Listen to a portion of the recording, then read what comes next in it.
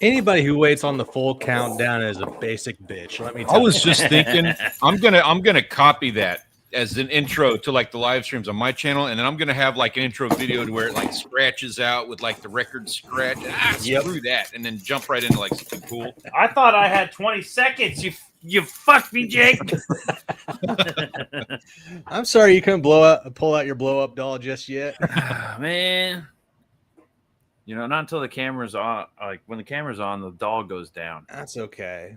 But you know, you guys, welcome to the Bionic Bro channel. This is the Grody review. We've got a couple comics that we're going to be reviewing today from some indie creators. But first, I have an unboxing.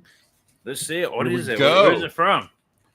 This one's from Fusebox. So if you know who that is over on X, he had a campaign going called Outlaw Nights. Oh yeah, I remember Outlaw Nights. That was the one that had that cool drunk dude, right? The drunk like space pirate.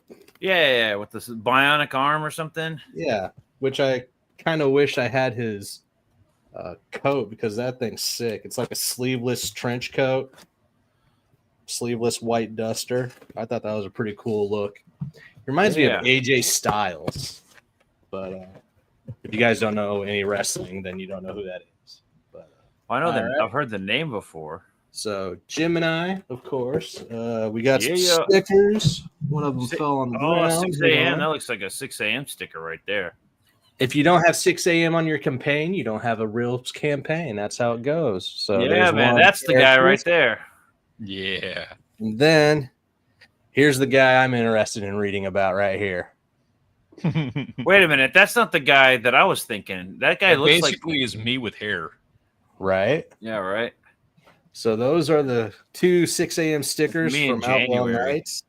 And then here are the covers. There we go. Man, dude, you go all out when you back these books. You get like the multiple cover deals, or I get the catch-up tiers if I do, and then I usually get an extra because, you know, we do reviews on here, and I don't like being the only one that talks about them. So, you know. But yeah, these look pretty awesome. These are really good art covers. Yeah, man. Everybody, Jake's the guy right here. He's the one keeping it alive. Yeah. Why you don't have more friends, I don't know. But also, like, why more people aren't subscribing to your channel, I don't know. That's because of me, actually. Probably because of me. Peter. Whatever. Peter's the reason I have any friends, really. But let's take a look inside real quick. That's a problem. I haven't read these. That's a problem, Jake. These are really good pages, man. These look really good. Check that out. Oh, yeah. Yeah. This looks like a real... Hold on. Look at Uhura real quick. I want to see... Ooh, that is straight out of fucking Star Trek. Captain, I'm picking up a signal. That's got to be a joke from Star Trek. That's like straight up. But yeah, he's got some cool concepts in here. I like the designs of the characters and everything. I like the use of his angles. Like you get the downward look over here when you're in the elevator. I like that he's got backgrounds because we're seeing less and less of that these days, and I'm getting fed up with it. Like you got a guy here. If you have background, it's very poorly detailed. Well, you've got like this guy here. He's got backgrounds in it. Somebody's putting the effort to make fill out his pages, make them look good. And we were looking at a book the other day that just like they didn't have any backgrounds. And I was like, oh. And most of your books show up with like dark tinting to them because people don't raise the brightness on their contrast and everything before they print, so they come out darker. This has really good lighting for the pages. Yeah, I'd have to read it, but of course, I'm seeing some stuff that I would tweak, but it does all fit the similar style. You are the artist on this.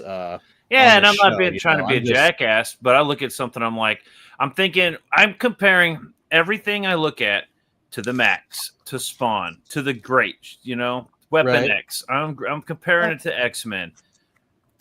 And that's obviously a high bar, but it's not an impossible bar to get close to it, at least. No, it's just almost impossible to hire the artist that can do that kind of art. Yeah, that's true. Yeah, that's true. But yeah, I'll be happy to check these out later on in the week and maybe do a Grody review on those later. Let's take me off a blast here. Peter, don't you have? Yeah, so I've got. That's a big boy. Another big boy this week. All right, so tell us the story. So Ethan got me with the Cyberfrog sale that last time, right? Okay. And by the way, holy shit! Obviously, I couldn't keep it in the package, so I ripped that package. And this toy, man, is pretty fucking cool.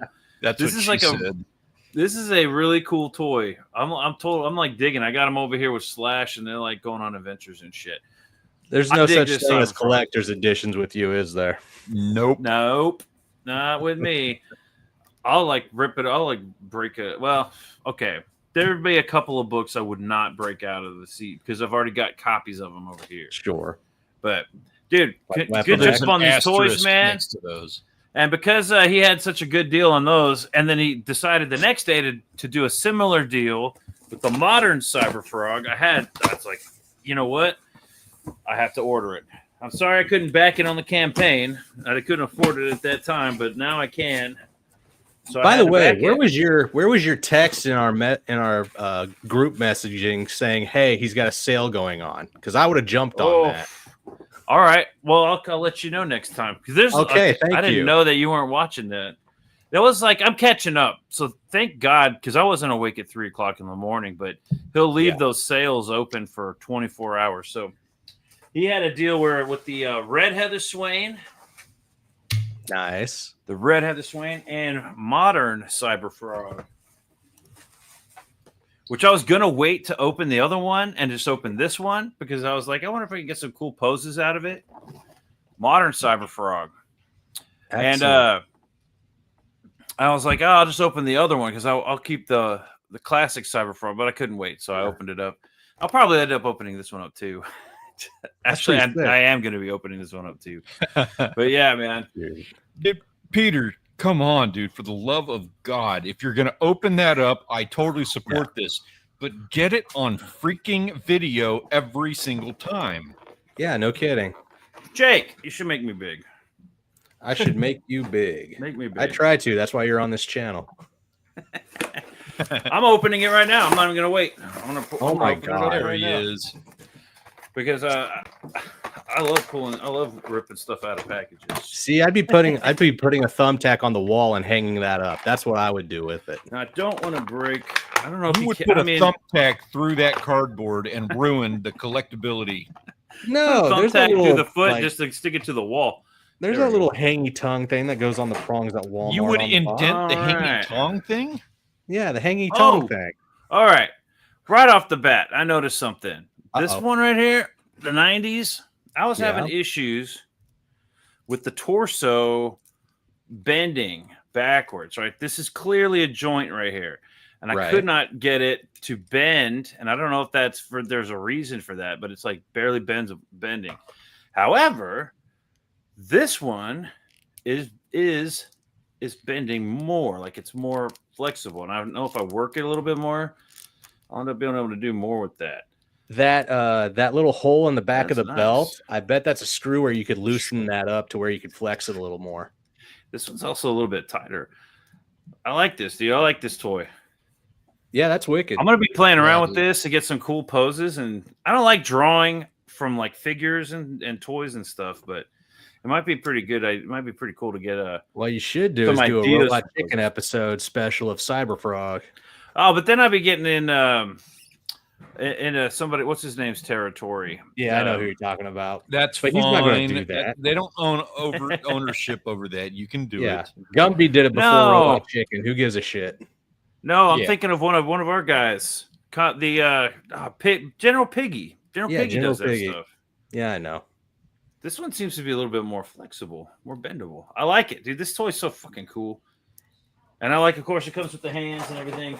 Extra hands, some extra heads, and a cannon. Any of those hands giving the middle finger? No. But one of the heads comes with like a spike through it, like one of the stingers. Yeah, that's cool. This one right here. Yeah, I'd put that Decker. Mm-hmm. Hell yeah, dude. Okay, how does this thing go? Oh, you just pop it on. I hope I don't break it. And it's broken. Oh, shit. Did I break it? No way. You already broke it. Just opened it and you broke it. You didn't have another sale, dude. There we go. That's fucking cool, man. He's got the cannon. Yeah. So hell yeah, dude. These toys rock. I can't wait until he has a sale on the Vispas because oh my god, when he first started talking about the toys, he mentioned the Vispas and he had a live stream about it. And I was like working that day and I was watching the live stream. And I was like, bro, you fucking make that toy, I'm gonna be one of your first backers. And then he finally, eventually, it was like a year later, I think he made the toy, and I was broke as shit. And I was like, damn it, I feel bad. I couldn't back it then. But now I've gotten 4 of them. So if he does do the Vispas like a sale, I could definitely handle a sale. And even the toy by itself is not like egregiously priced. I'm dead serious though. You should definitely do like a Robot Chicken episode with those things. Just as I might if I get the time to sit around and play with it. Stop motion takes time, but that would be pretty cool to play around with that. It would be. Make a little diorama and everything. Hell yeah, that would be pretty cool. Now you're giving me ideas. See, creative juices flowing. That's what we do around here. Yeah, man, I've got some other funny ideas for some card. I'm taking notes now so that when I have time, I sit down and work on my notes. I'm like, I got this note. Let's see what I can do with this. Because I got some funny ideas for cartoons, but they might have to wait until summer because they might get me in trouble at work. Hey, I am all for you cartoons. Putting some pen to paper and showing us some of the art, man. But hell yeah.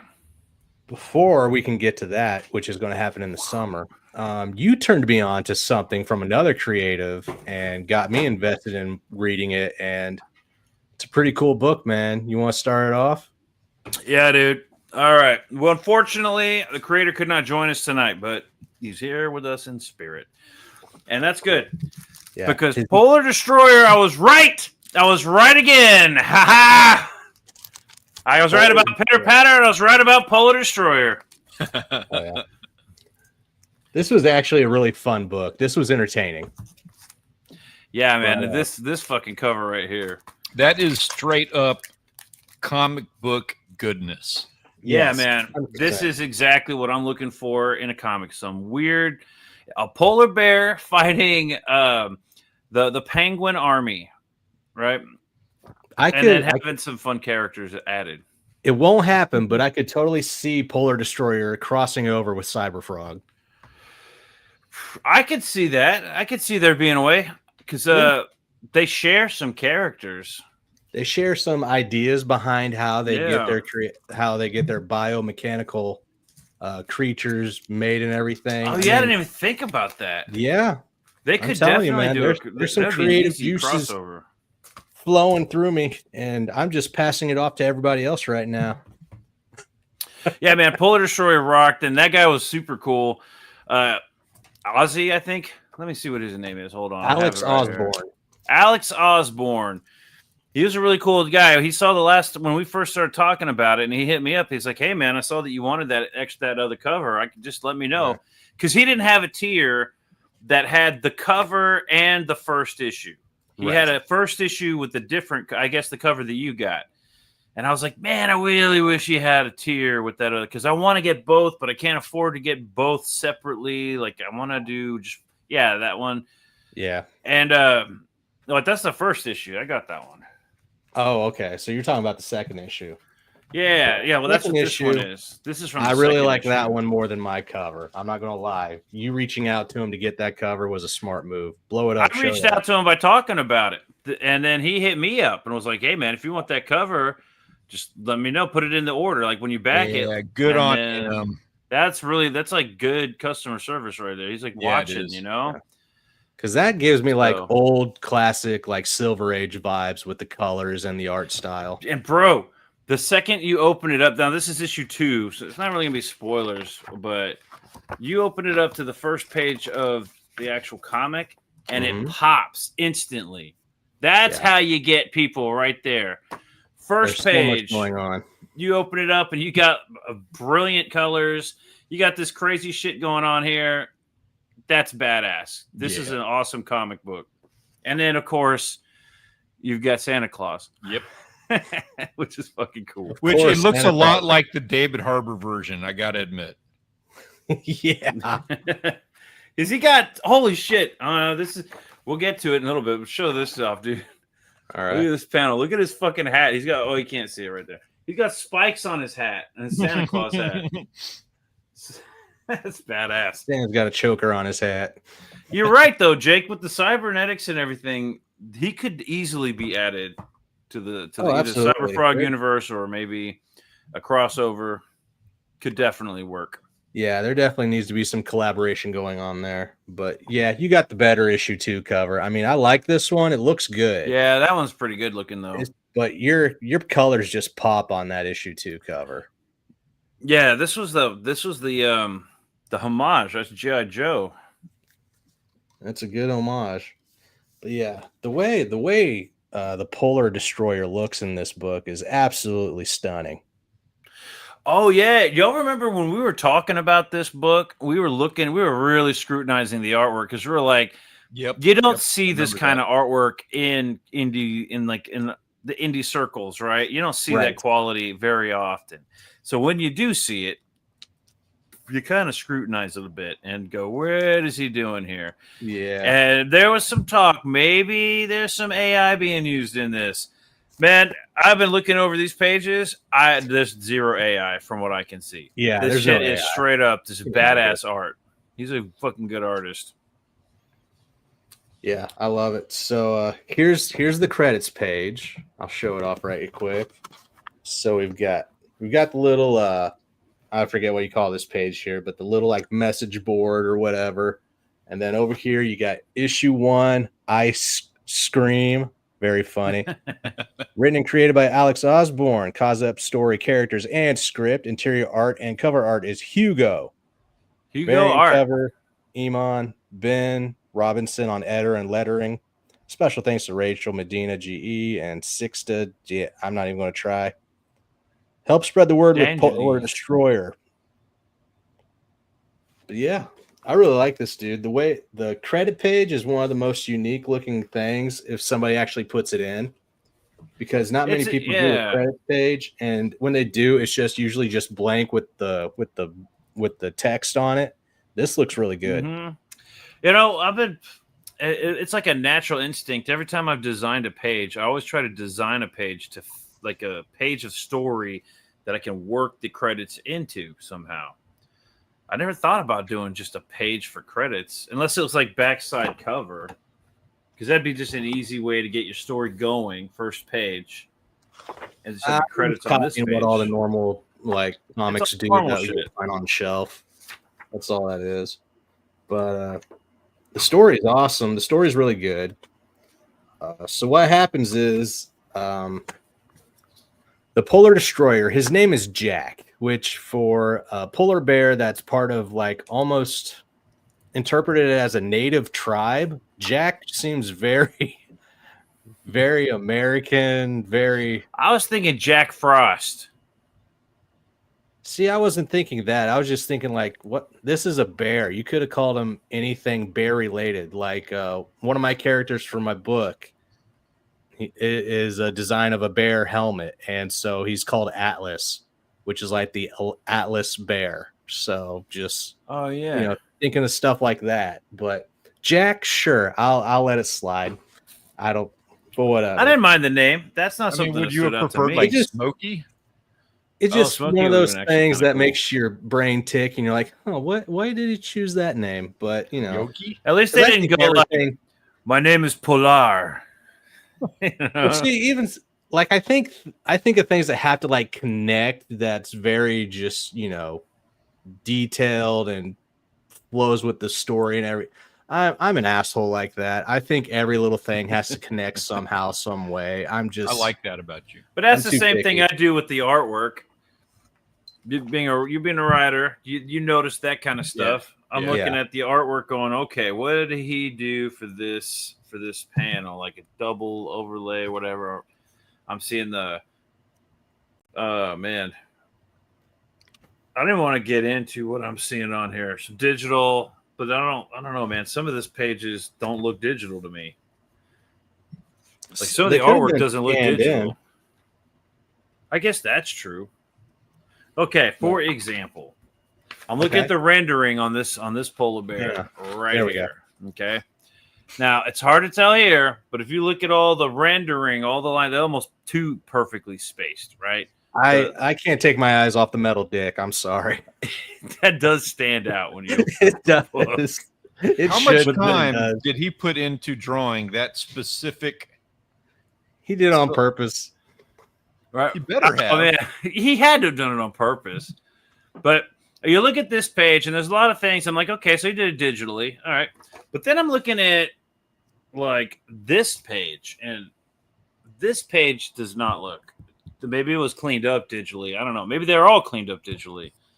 It's like kind of difficult to tell. But I'm looking at stuff like the hands. Where's the hand? There was a hand I saw on here that I was like, that doesn't even look like the same artist almost. This guy, this wolf's hand. Let me get the lighting better here. Yeah, like I was saying when it comes to Outlaw Nights, how they actually made it to where their pages like are brighter than what would be printed if you didn't actually do the contrast. This book suffers from that. It's a little bit darker than normal pages. That's only it works though because it's in the North Pole. So wouldn't like the it does, but when you start getting into those like nighttime scenes where everything is really dark and you have to like squint to look at what's going on. I don't know. That's just me, but just a little bit brighter on the contrast would have been fine for me. But everything else is spot on for me. The art's great, like the line work, the design. I'm gonna blow up here. You're doing it. Okay, yeah, like that bear face. Yeah, dude. And the penguin, I love the penguin does look like a shithead. He still has his bow tie on there with his military hat. The bow tie is a nice touch. Very creative ideas with this book. I like it. Yeah, and we got our onomatopoeias here. Yep, like that looks fucking cool.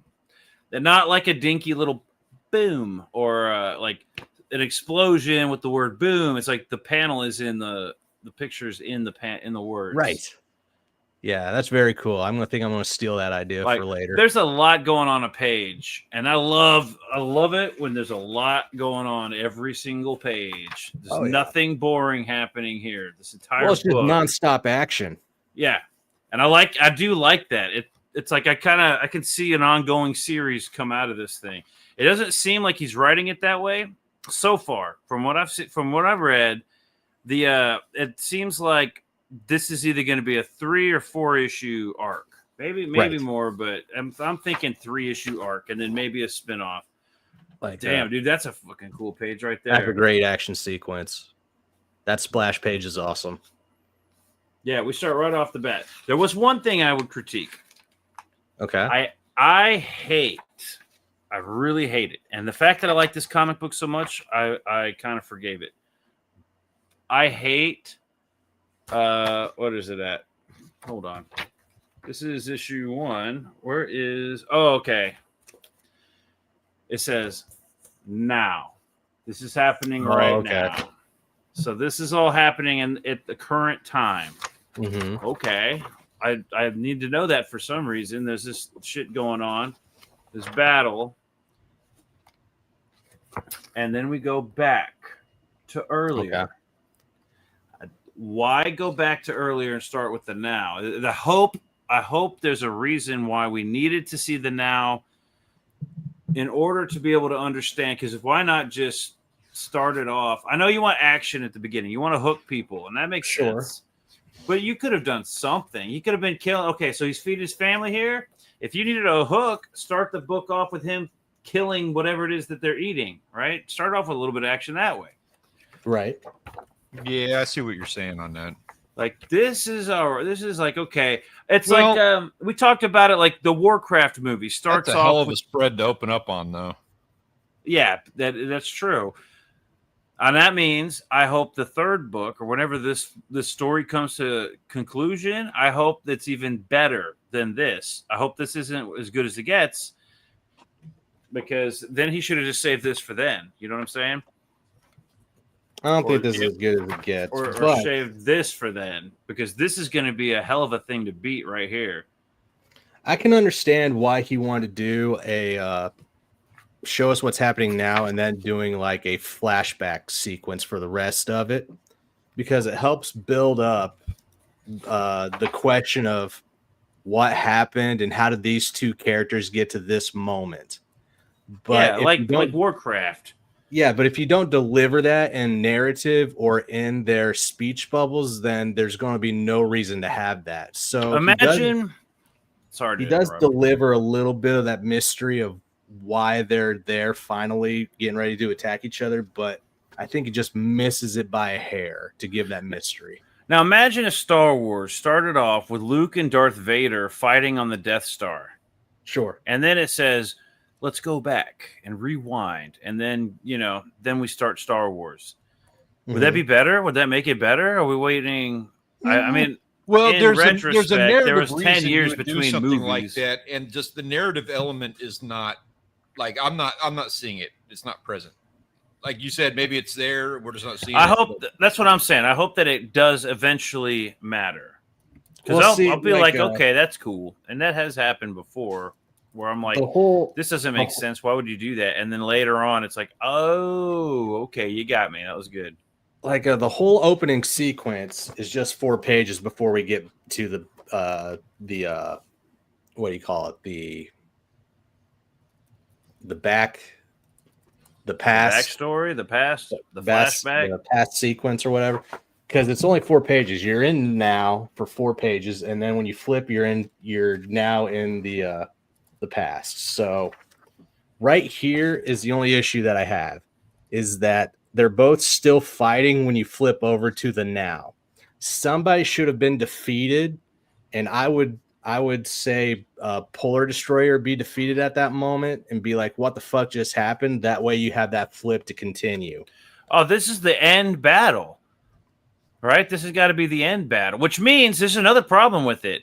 That means if he's still creating this thing, let's hope that there's nothing extra that happens to our Polar Bear guy, to Jack, that he just didn't put in that drawing, Well, and that's what I'm saying. With that battle, that clash, somebody should have lost in that moment to make you want to flip over to see why are they clashing?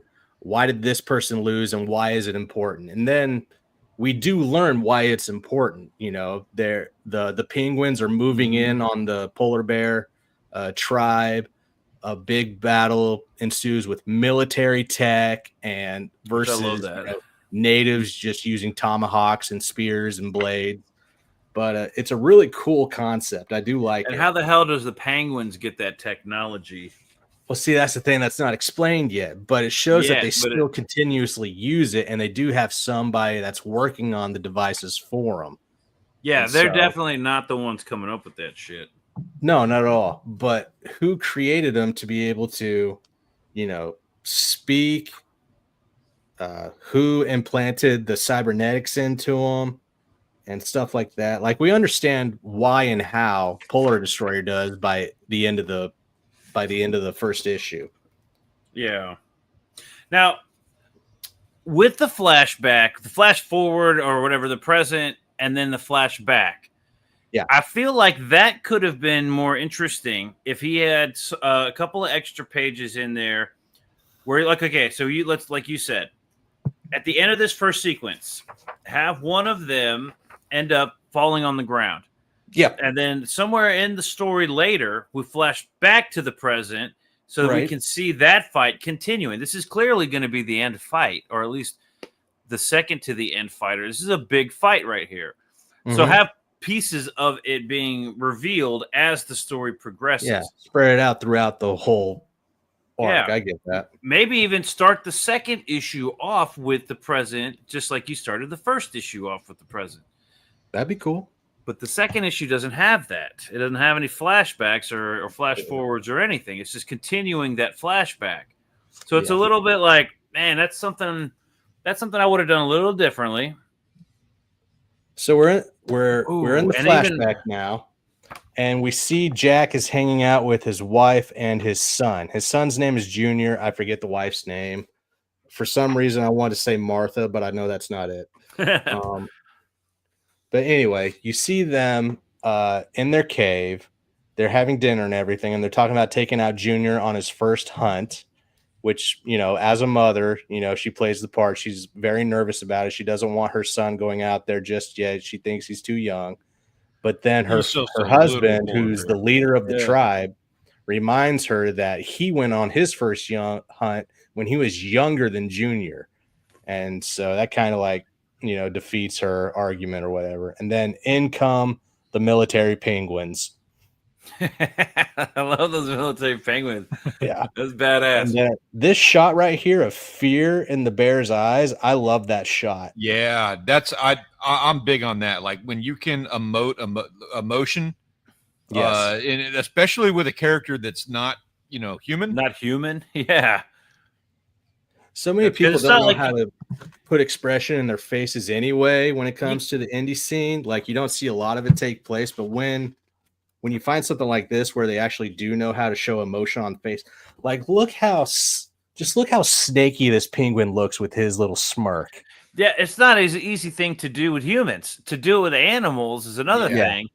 Yep. And bears in particular, it is hard to make a bear not look like a dog, right? Yep. And he draws bears. These are bears I'm looking at. I never once thought I was looking at anything other than a bear. That's hard to do. I have a hard time drawing bears. This is something about the facial structure, their lips, their mouth, everything, the nose. But it's the uncanny valley of dogs, like you said. But you see that the penguins came in and they basically took down the tribe and enslaved them, getting ready to kill most of them, actually. Like you see the penguin over here in a fucking tank. Tank to take out a little native tribe. Are you shitting me? And he's got a machine gun, and I noticed that this bow tie penguin has stitches on his forehead, almost like his brain has been taken out and something put in there. Yeah, it's really gnarly. But so they come in, they take. I love a good IE. That's probably one of the best IEs I've seen. Yeah. That's a good one. So they come in, they start slaughtering everybody, right? And then because Jack, our main character, is the alpha of the tribe, he goes out there and he starts trying to, help his fellow tribesmen and try and get the penguins out from their home area. But you see right here that they've already entered his cave where his son and mother would be. Yeah. And this little kid is just way too fucking confident with a Gatling gun to his face. Right. I'm a big boy. Yeah, you go ahead. You do your thing. And then Mama Bear is right there behind her. And I love those red eyes. That's a badass shot right there. She's like, don't fuck with Mom. And all those shitty penguins. Yep. Or are those, no, I see one shitty penguin. Who are the other two? Is that a rabbit or a fox? No, I want to say that's some kind of smaller dog. But anyway, that one's and then the guy who's leading the hunt is this wolf, and he's got a good look. He kind of reminds me of Star Wolf from Star Fox. Oh yeah, yeah. He does look cool. Oh, he looks badass. He looks like Solid Snake, but wolf version. Yeah, I like that it's a wolf too, because I would have picked him as the guy, not the penguin, not as the leader, right? As the last guy you have a throwdown with at the beginning of the book. Yeah, he's a wolf. Wolves and bears. They're like the leaders of the Arctic.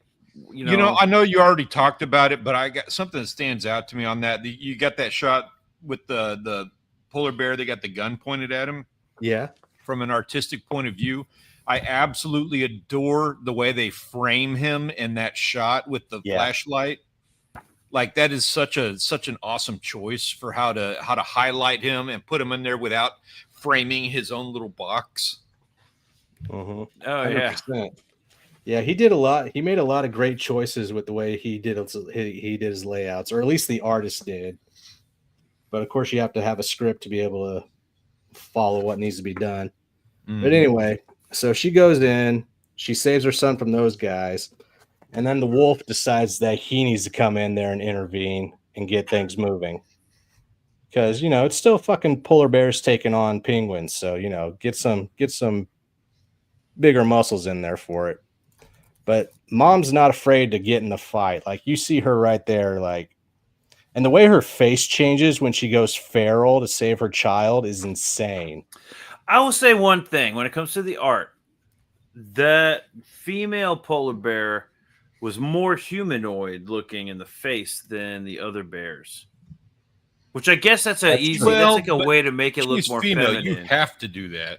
You have to do something to make her look different than the men.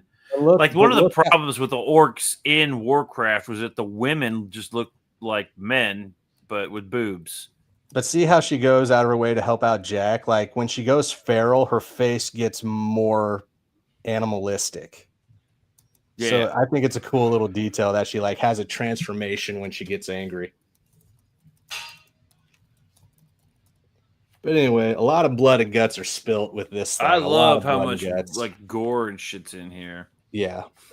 It's a really good, well-paced action that takes place in this book. I love it. And just the way he does his backgrounds, his settings, really just this book's much cool shit to look at. And some really cool artistic ideas. Yeah. Like with the scratchy light, like I was just gonna say the same thing. But he has like a little bit of a glow to it, but it's not a what do you call like an overlay kind of a glow? The glow is only in certain areas. Mm-hmm. It's not just plastered on top of the art piece in Photoshop.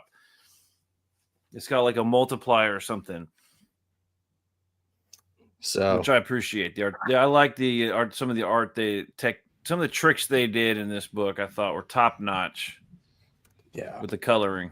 Yep. So and the line work. With the first issue, his clansmen die. Right, his whole tribe is taken out.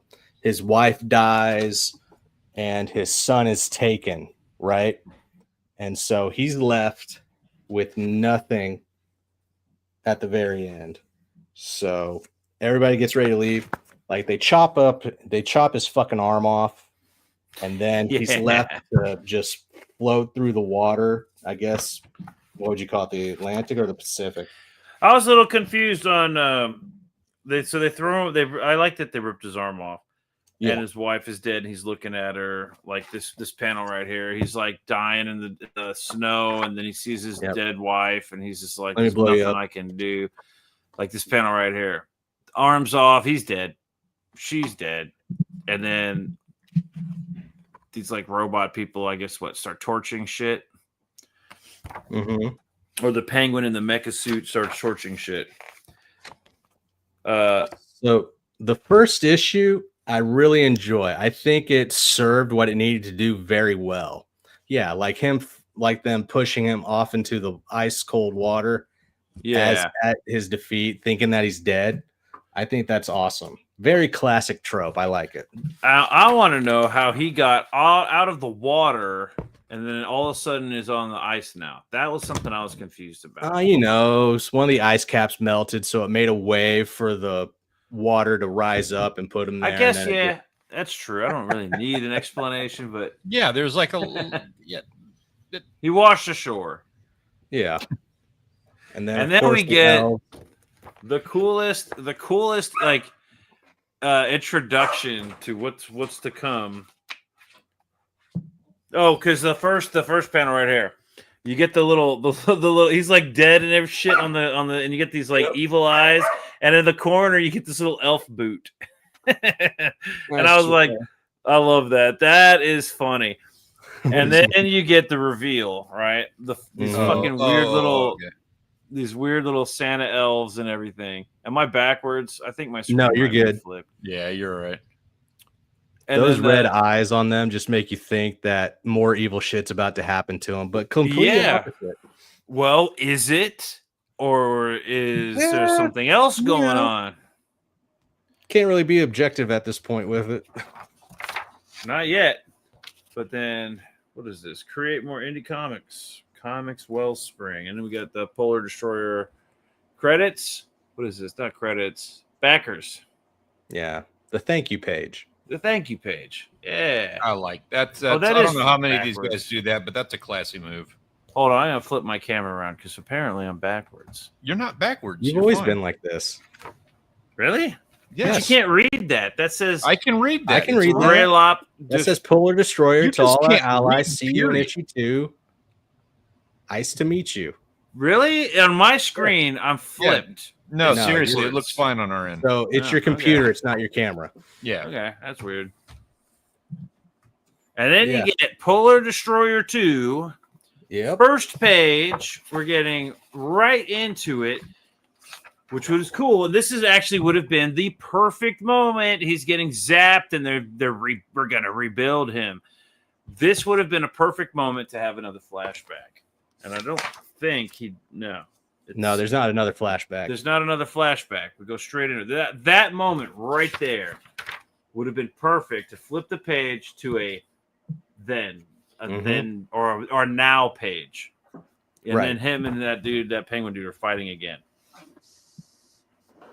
And he did something different, man. Either is it the same artist? I'm not sure. Yeah, it's What's the still last name on Hugo. the second issue? The It's first Hugo. issue. It's Hugo art again. No. Wow. Yeah. So maybe he just upgraded. I bet that's He leveled up like you're supposed to.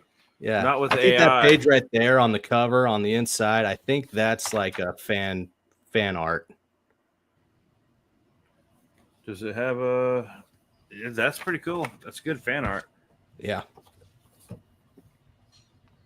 That's actually really rad. I like it. Where I are like these guys at? Where's this artist? Who is that artist? I can't make out his name. Right? Cormax 24. Alec Like, Rolex? can we get that person on the stream? Right. Yeah, no shit. What's his name? Hormax? Cormax. Hormax. I don't know. I know can't you're even going to get see this. You're watching Hormax. You got to come and hang out with us for a bit, dude. We got to talk art. I don't even see a name on here because it's obviously like fan art or something. But I'm in need of someone to do fan art for me. What would you get fan art of? Me. Make me look big and That's the way to do it. biomechanical. Yeah. so the artwork and the colors definitely stepped up. I mean, the colors and everything was fine in the first one, but I think the panels, the colors, everything in this book actually takes it up a notch. Yeah. Which I like because that makes me wonder what we're going to do in the next issue. Now, this is one of the pages we looked at extensively when we were doing the campaign when the campaign was going. Let's see. We were looking at the black and white, I think, or without the words, and so we saw this weird apparatus up here at the top, and we were looking at how, like, is that AI or whatever? But when you actually look at it as a drawing here, it's definitely a drawing. Because in black and white, it was almost too perfect. It looked way gnarly. The way the lighting was, the way they did like this white glow, like I was talking about earlier, instead of just slapping a glow effect on top of everything, they like you kind of see that here, but that's because the light's coming over his face, so it actually makes sense here. Right here, they use this what is that called? Halftones, but with white. They do like opposite halftones, right, to get that lighting effect. And I was like, that's actually a pretty cool idea. I don't know if I've ever noticed. I've never noticed that before. If anyone's done it before, thought that was a really cool trick. And then I started noticing he does it a lot in his books. And so then, yeah, man, I'm looking at the colors. That's when the colors pop in right here and everything. This artwork is fucking cool. It's really odd that they gave him black underwear for that shot, but at the beginning of the book, they give him the metal crotch. I do feel a little cheated. Yeah. Does he Well, at the start beginning of off? the first issue, not that one. I know. I'm looking to see. He starts off with the black underwear. Why do you think that is? Did he die with black underwear? Now I got to go back and look. No, he didn't die with black underwear on. He was still a savage. Santa Claus just didn't want to look at his dick, is all. He was still a savage at that point. Santa Claus let him open up one of his presents early, and of course, it was the grandma one. Cover that up. He's leaking oil. He said, "You've been a bad, naughty boy. Get me out of here. Get me out of here right now." But yeah, so issue 2, basically it has more onslaught going on. Like, he sits down with Santa. They talk about, for lack of a better term, thank you, Dwayne Johnson, the hierarchy of power is shifting at the North Pole. And so Santa's talking to Jack about what's going on, and Jack is just all about vengeance. He wants to take out the penguins for what they did to his people. And so they're out there trying to have some kind of like philosophical thing, which kind of misses the mark because Santa's acting altruistic, and then as soon as like shit hits the fan, he's like, all right, we're gonna fuck these guys up. Yeah, I like a Santa that'll do that. Yeah, I mean, that's nice of him. It's very nice. What the hell? Okay, what is this? Oh, okay, so Santa rebuilds him. Basically gives him the cybernetics. Now, this was an interesting page right here. I'm not sure I would have gone with this approach. A montage page. So he's leveling, he's training. This is like a bunch of training and shit going on here. It's not bad. It gets the idea across. Obviously, it gets the idea across. It happens in a lot of books where you just dedicate one page to them like leveling up in some form or manner. It feels like a montage should be longer than that. Like at least 2-page spread or something. But that's just me. It's a pet peeve. It looks fucking cool. It gets the idea across. So it's not drawn out. So that makes sense. Well, even in my like 1989 The Question annual, they for some reason they give just one page of him like learning some kind of like Buddhist meditation shit and philosophy because Dennis O'Neil got into that shit for some reason. But they dedicated a whole page of him just like learning how to calm down and, you know, mind his attitude, emotions a little bit more. So, I mean, it's passable. Everybody does it at least once in a while. So then this next page here, him and Santa are chilling out, I guess, the day before he goes off. Right. And then we cut to what's going on with Junior and all the penguin people. So you get to kind of see what's going on at their home base. For a pup or a cub, whatever you want to call him, he really handles himself well in those dire situations. Yeah, right. I wonder if he's gonna end up doing something. Well, you saw Mom. Yeah, you saw right. Mom. Like he got beat a few times. He knows. Well, even Son came after the bad guy with a sword. Like he attacks him with a sword. He gets apprehended pretty quickly, but he's a brave little bear. Brave little bear. Again with that grin. I love these penguin characters. They do make you really fucking hate them. Like, I never really thought of penguins that way, but the way they portrayed, I can see an army of penguins, like, coming to fuck your shit up. I'd be really, really fucking annoyed by that. It's one thing if it was a pack of wolves. It's one thing if it was, like, humans. But penguins? Like, I might as well have, like, a bunch of kitty cats coming to my door and telling me to get out, you know? You were also raised around seagulls, though. So you understand the pack mentality of like white birds or whatever. Oh, yeah, that's a good page. We'll talk about this here in a second. Yeah, imagine seagulls coming over to your house with tanks and shit and being like, get out! You'd be like, yeah, mine. And then you'd want to fucking kill them too. All right, so this is where it gets really interesting because then we start to get extra characters, right? Now we've seen some pretty cool shit. Oh, I'm getting bored. I want to see something new and something else that's crazy. What's going on here? How about Mecha Moose? That's a badass look. I swear to God. That is cool. Digimon didn't even think to do that. And they pitted him against a polar bear guy, like this is your typical polar warrior character. Right, and he's like, "I'm gonna fuck you up," and then Moose is like, "No, you're not." that exchange between Jack and the moose, when you get to it at the closer to the end of the book, I actually busted out with a little bit of a chuckle. Oh, it made me giggle. There were a couple things in this book that got me. I was wondering when you said something made me laugh. I was like, well, which part? And then I had a different you said part, something completely different. Yeah, I didn't think about the one that you said. I don't even remember what I said. What did I say? I don't remember. But yeah, when Jack and that moose finally meet. And this is a fucking cool fight sequence here. So the polar bear is like, oh, shit. And then he gets... Yeah. No. So that's not, to be clear, that's not Jack right there. That's the polar bear that they captured because they want to use him as a guinea pig for the moose. So then the moose like fucking just rams him and then with his horns and then just fucking slices his head off right here. Wow.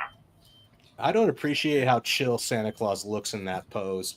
Is that a beer? Is that like, oh no, for some reason I thought he was holding a beer right here. He should be holding a bottle. It does kind of look, yeah. And he's got the jeans on, pocket in there. He needs a bottle of Jack. That's and hilarious. A Coca-Cola. And a Coca-Cola. How come you did not put Coca-Cola in here? That was hilarious. There should have been some kind of joke about that. Yeah. Save it for issue 3. This spiky hat. I want a fucking Santa Claus. If you had an add-on in the next book, you need to make that spiky fucking Santa hat an add-on. I really feel like that's going to be your cosplay when you go to Dragon Con next year. I could pull that off. Yeah, I could totally do that. I could take the beard and dread and like just braid it or something. Get the girls. Can I just say also that of all of these comic books that we've looked at, I have not seen a better opportunity for a burned-in ad. Yeah. Like, what this needs to be sponsored by Coca-Cola. Coca-Cola. Mm-hmm. I know that you've got the AI thing. You hear what I'm saying. I know you do. You need to. Yeah. You need to be in issue 3 of this. Get on it. I want a Polar Destroyer Coca-Cola can with That'd be awesome. With a chain mail thing. Yeah, Polar Destroyer can. Polar Destroyer needs a movie. Like they're always making the Santa movies, right? Yep. What was that one? Fat Man, and then there was the other one. It was like a horror movie with Santa Claus, and they're always doing something with Santa Claus. Well, bro, here it is, right here. Coca-Cola sponsorship out the ass. This is your next fucking Christmas movie, like action movie, right here. Absolutely. Can you imagine that? That'd be fucking cool. Yeah. Move over, Cocaine Bear. Polar Destroyer's coming. Yeah. Oh, dude, can you imagine the preview for that? If this does not get a Coca-Cola sponsorship, I want to see like a zero issue or an offshoot or whatever where Polar Destroyer and the bear from the Coca-Cola ads. Oh, right, he's got to fight him. I want to see him fight. Or maybe he retires and becomes the polar bear from, or maybe the son.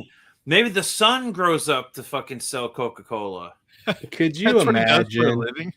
Could you imagine a Coca-Cola commercial where the polar bears are there with their little scarves and having Coca-Cola around the snowman, and then out of the blue, just you see this guy shows up, this smoke line come out through the sky, and then bam, Polar Destroyer lands right there in front of them. They all look at him from behind them, like they're all drinking their Coca-Cola around the campfire, and then you hear the snow cracking behind them, and then like this guy comes up with like, he's like, "Hey, you seen any penguins?" And they're like, "No, sir." And it's like, "Good, because I'm gonna fuck them up." That's a good shot right there. That face of that. Yeah. That is pretty good right there. Yeah, that's pretty sick. Again, with the leveling up with the fucking lighting and the which I can't. Everything about issue 2 just screams better.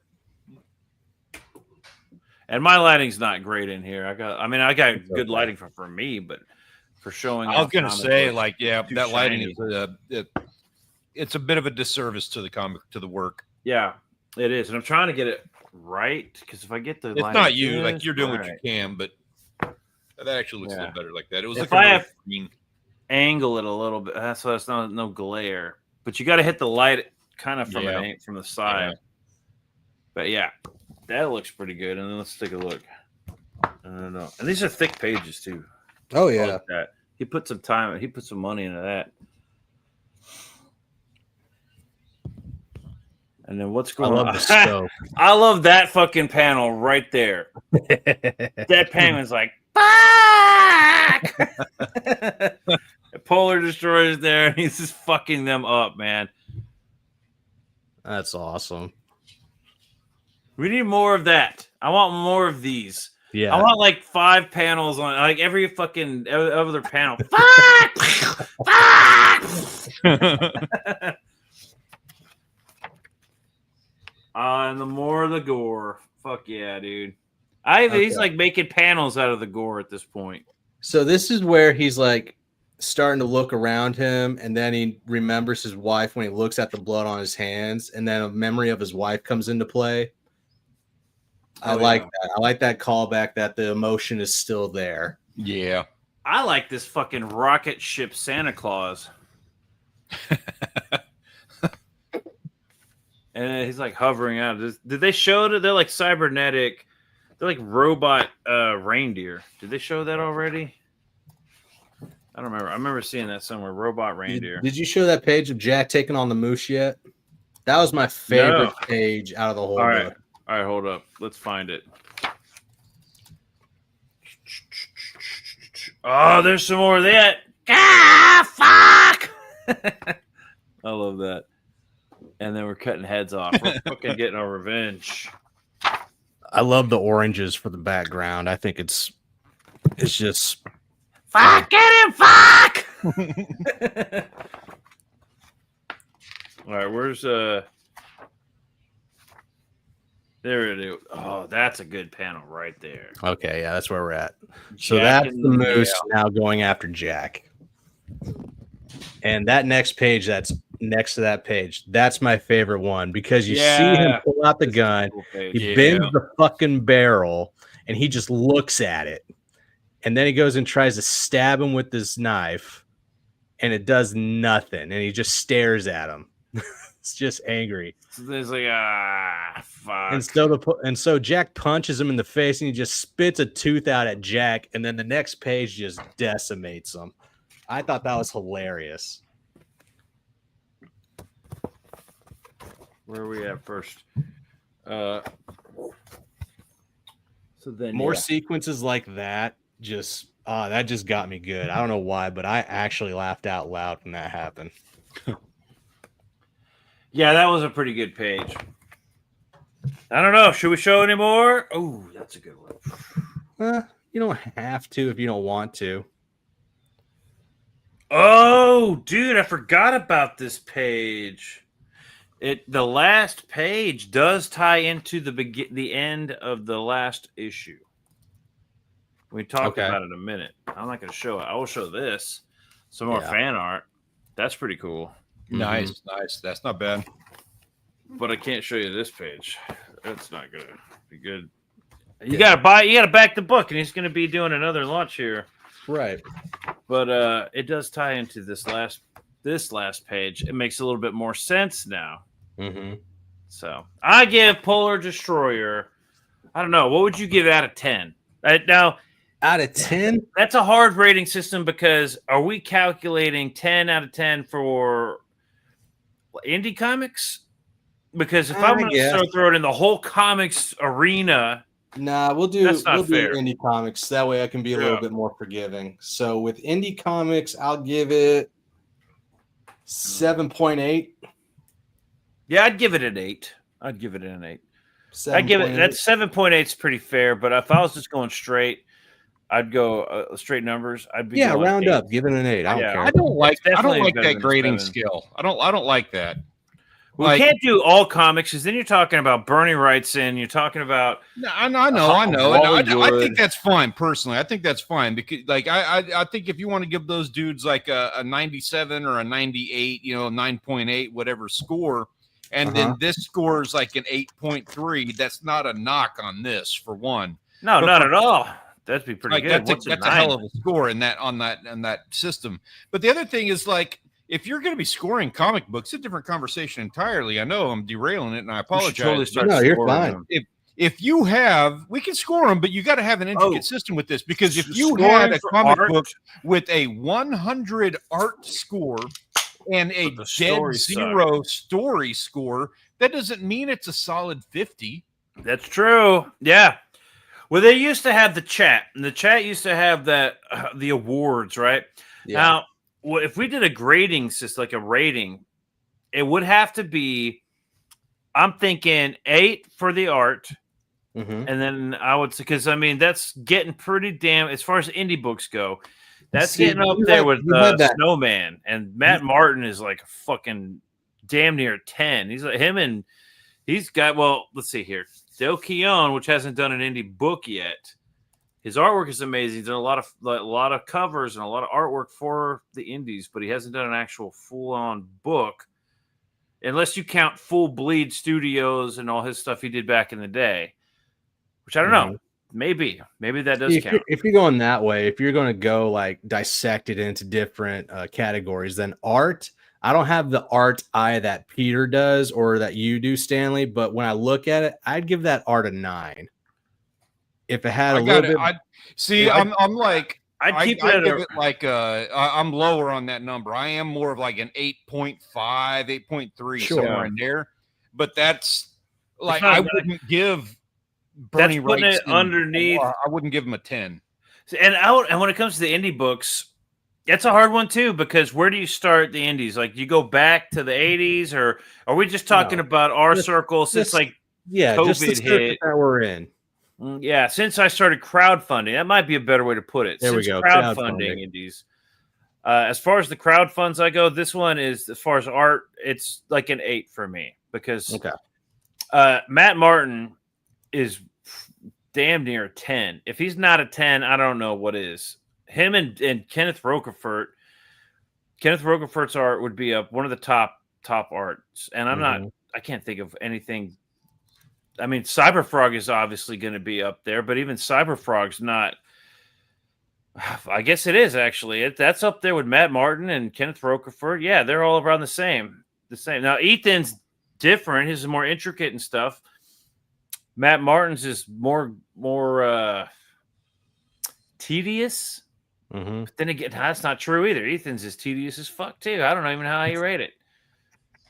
I don't even know how you would do that. I think some bias is starting to come in there too. All right. Yeah.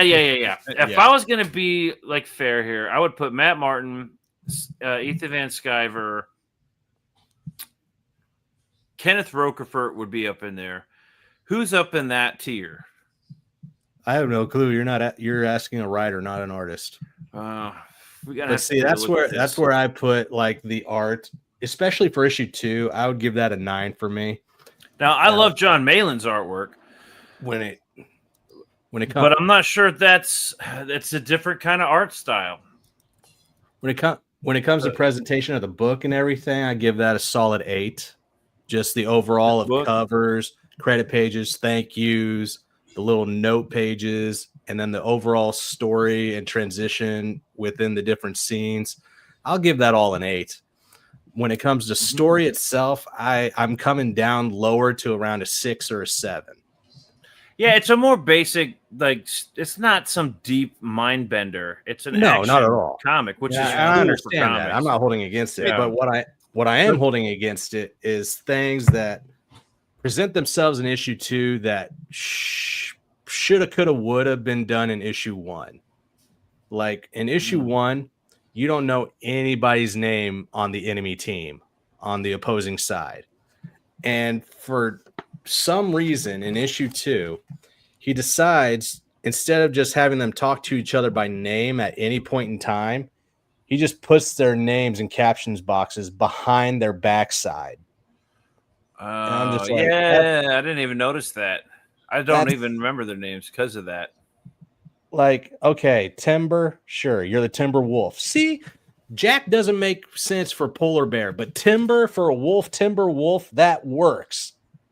Bonus points for that. I thought that was good. That's creative. That's what I want up this alley. Calling the Penguin 001, because you're number 1 in rank, or you're the first one. That was creative. You're right. The first one, first experiment. Yeah. But then the Penguin that's actually in the mechanical suit is called Oswald.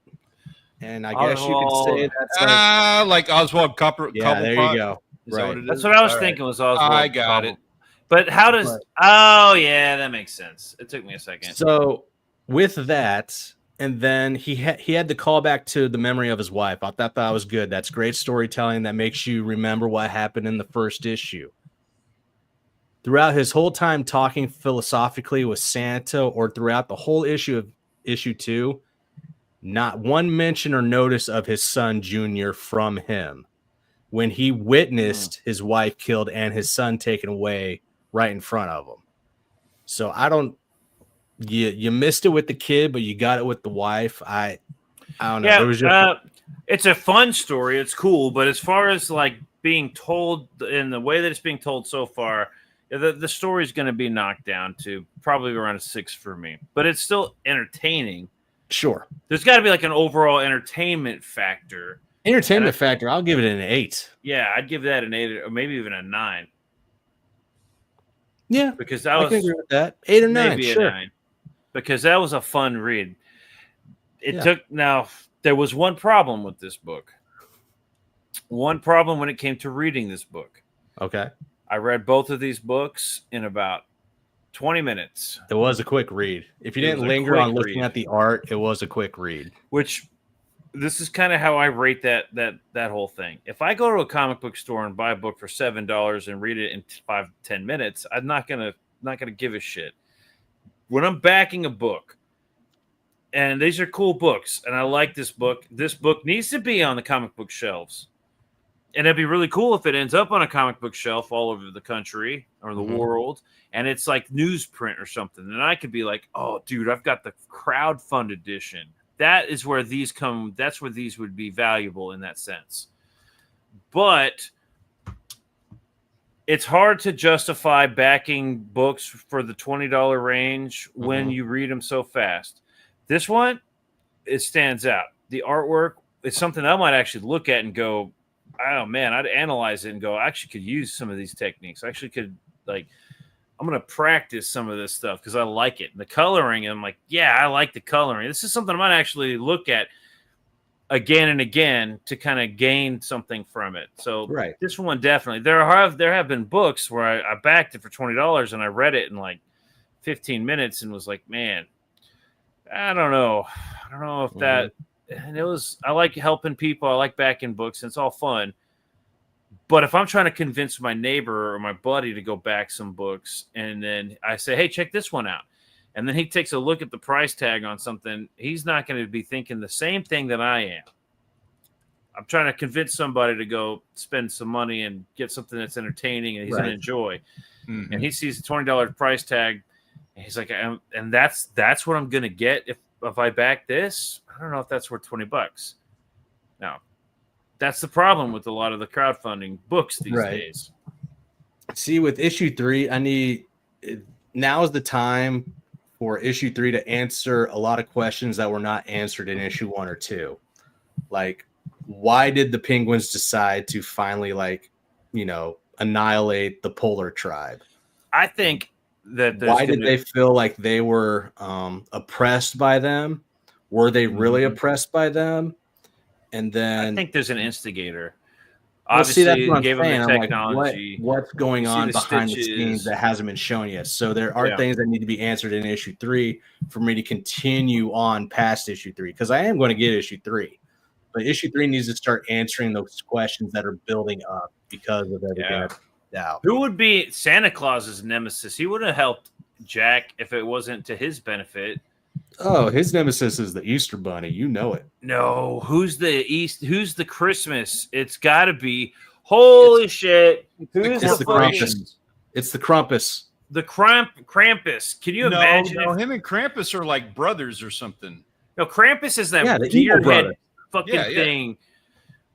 Bro, can you imagine Krampus and Santa are on the same side? When somebody messes up, Santa's like, sorry, but you're on the naughty list. And then Krampus is like, nah. So they're working together? Yeah, they're in cahoots. I bet you Krampus is going to be like the leader of the Penguin army. It all is all going to come down to powering a snow globe. That's exactly what's going to happen. All right. That'd be funny.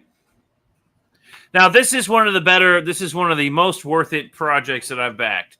Yeah, that was so fun. far. This is definitely one of the most worth it projects. And when I go show people books like, oh man, you should get into crowdfunding, this is one of the books I'm going to be showing them. I'm going to be showing, bro, look at this. This thing is Well, we only ever review books that have potential or are the potential and we actually enjoy. We hardly ever do we, do almost a whole segment on individual issues and have nothing but shit to say about them. Yeah. Yeah. And that's, I'm wondering, do you guys think we should do that? Just start looking at some of the books that are, there are a couple that I have in my pile over here, and I don't. Are you ready to make enemies? That's the problem. Does it matter how you do it? Because if I'm being honest, and I'm not trying to be a jackass, but I'm trying to be honest here, I'm gonna come off like a jackass, and I'm gonna make enemies. Yeah.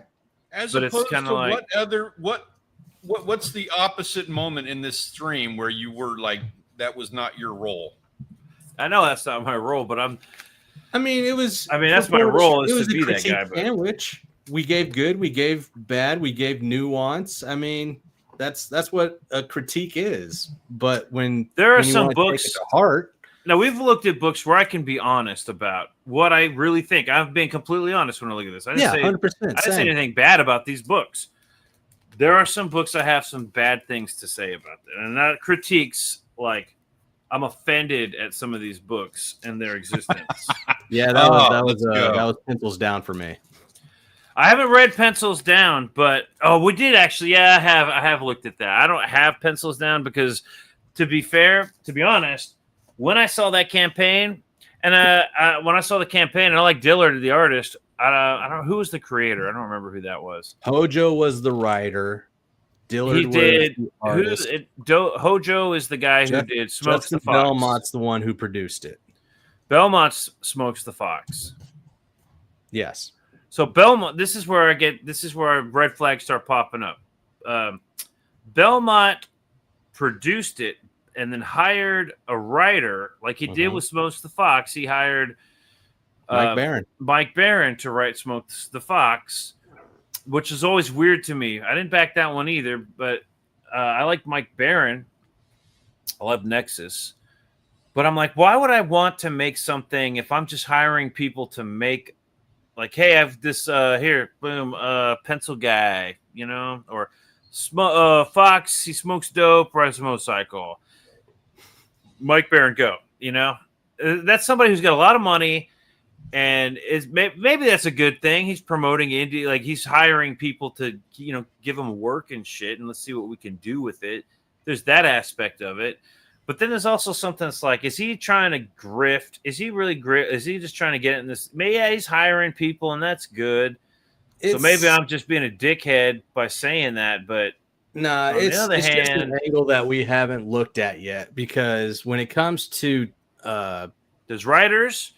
There's artists, but when it comes to like characters, when it comes to like Batman, Superman, and all of them, those are characters that are owned by DC, but they have multiple writers come in with their own stories to tell on those characters.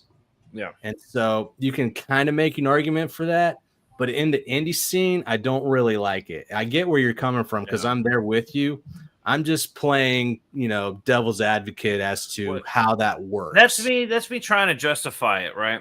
Because when I see Pencils Down, the first thing I see is like, oh, hey, this is actually an interesting idea. This looks like it could be cool. It's like Pencil Man, and he's like fucking ripped, and maybe I don't know what's his power. Does he draw shit? Does he fucking erase life? I don't know. He's a fucking genie, and it doesn't even go that well. So then it's like, he's a genie. He's like, so the story is. The Pencils Down lore, which I don't know if Belmont has anything to do with that. Was he in the mainstream? Pencils Down was like a mainstream thing. I don't think it was mainstream, no. So he's like feeding off the lore because nobody else would. So, okay, if no one else is going to do it, I'm going to do it, right? But so there's like this guy who's like like losing his jobs or whatever in Hollywood or what, and he needs to make a deal with the devil. So he does the pencils. He like gets a Ouija board out, and then boom, this demon comes out, and this genie comes out and starts wreaking havoc on woke Hollywood. Mm-hmm. Okay, good job, woke. Let's attack the woke. We don't want to see the woke being slaughtered, I guess, right? Sure. there are we a want to few see the woke people- being slaughtered, but we want it to be done tastefully and in the aspect of I you're want you making to a good book. Could you slaughter them tastefully for me, please? I Do have it. this idea where I want to see the woke You want but the pencil genie to slaughter the woke. Can I get the pencil through the head? Can I get through the head? No, but then I'm looking at it, I'm like, a little bit okay. on that, but I do completely agree. Like there's like I don't want a comic. I haven't read it. I don't know anything about Pencils Down other than the couple of times we've looked at it on here, but Sure. I don't want a comic book of just like dick and fart jokes about the woke or cancel culture or something or whatever the bad enemy could be, like the most complete antithesis to me ever. And I don't want dick and fart jokes and just like, let's just explode them a bunch of times. Like that doesn't the fact that it started off like, okay, cool, like maybe this is an interesting looking artwork of a pencil character. What's this? This is intriguing. Let's find out about it. Then you find out it's okay. So this is this anti-woke. Then you find out it's mostly member berries. It's for CG and stuff, Comicsgate, Comicsgate. But it's all member berries for live streams. So if you haven't been a part of it watching live streams, most of these jokes are going to go over your head. In fact, most of the artwork, most of the covers with all the characters being thrown on the covers, which have nothing to do with the story, they're just people in the circle contributing their characters to these covers. And okay, I mean, but it's sold on the idea that, oh, you're going to get publicity or you're going to get your character on there. Nobody's getting paid, and that's fine, I guess, if everybody agrees to it. It just seems like, okay, so this is how we're going to sell the covers. It's got a character on it. Okay, whatever. So then let's the artwork is all right. It's Dillard. Dillard's always a hit and miss, right? Some of his artwork is fucking awesome. Some of his artwork is kind of like, oh man, that was a miss. Like it's not horrible, but it could be better. It could be way better. And who doesn't have artwork like that? The problem is somebody needs to come in and say, that's a miss. I need you to redo that. And I don't see a lot of people doing that with Dillard. And they should, because I want to see the best of Dillard all the time. What's up, Zombie Boy? What's going on, man? You're late, Zombie Boy. How dare you? So then we get to the real problem with I'm looking. I wish I had it clipped. We were looking at that campaign, going, yeah. And then I go, oh, 24 pages. Plus, we got a 12-page extra story, and then we get 12 pages of fan art. So what's that? That's like 48 pages, right? And then we're looking at it. No, wait a minute. Hold on. It's 24 pages, 12 pages of story. That's not extras. That's just the story is 12 pages. And then the second half of the book is fan art. That's 12 pages of I didn't have anything else I could do. And he hired somebody to write that. That's like blows my mind. So that's when I'm like, okay. So he hired someone to write 10 pages for a story and then filled in the rest of the book with fan art. So he had other people. He didn't even hire a good writer. He hired Hojo. Well, that's part of the problem right there. That's why he was only able to get 12 pages. What did Hojo do? He wrote Pencils Down. I know, but what else did he do? The Mythicals. Wait, is that the one with the cat? The talking cat. The checkered floors. No, I would say the story on that wasn't the worst. Wasn't really that bad. Other than it could have been a lot better, but it's still not the worst writing. Like if we're rating writing, because he needs a fucking editor. That's why you needed an editor. Yes. Yeah. The story was like weird and wonky at parts. That the story itself is okay. It's like what? Alias meets X-Files, sure, I guess, or Buffy. Alias meets Buffy the Vampire Slayer is what it reminded me of.